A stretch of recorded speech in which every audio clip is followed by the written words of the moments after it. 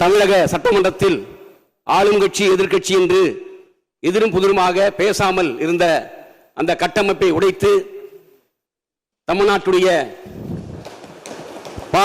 பாரம்பரிய பண்பாட்டை நம்முடைய முதலமைச்சர் இன்றைக்கு பாதுகாத்திருக்கிறார்.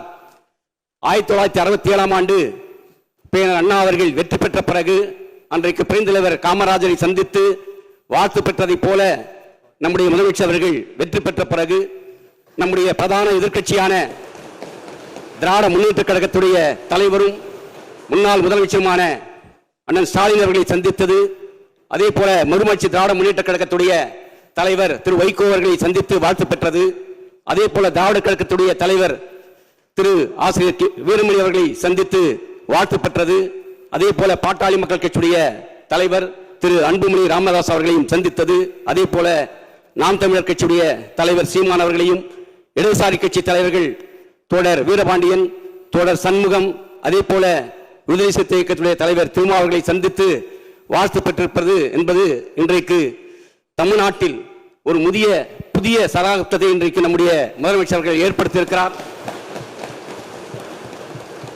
அதோடு மட்டுமல்லாமல் தான் ஆட்சியேற்ற அதே மேடையில் அதே பொழுதில் 3 கோப்புகளில் கையெழுத்திட்டு ஒட்டுமொத்த தமிழ் மக்களையும் மகிழ்ச்சியிலே ஆழ்த்தியிருக்கிறார்.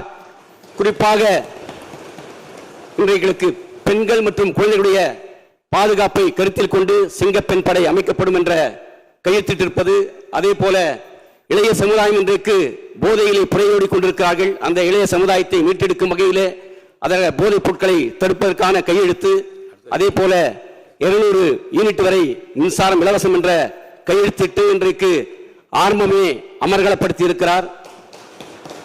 ஆகவே தொடர்ந்து தேர்தல் நேரத்தில் கொடுத்த வாக்குறுதிகளை நிறைவேற்ற வேண்டும் எதிர்பார்ப்போடு தமிழ்நாட்டு மக்கள் காத்திருக்கிறார்கள். அந்த எதிர்பார்ப்புகளை நிறைவேற்ற வேண்டும் என்று கேட்டு மீண்டும் ஒருமுறை நம்முடைய மாண்புமிகு முதலமைச்சர்களுக்கு வாழ்த்துக்களையும் பாராட்டுகளையும் தெரிவித்து என்னுடைய உரையை நிறைவு செய்துள்ளேன். நன்றி, வணக்கம்.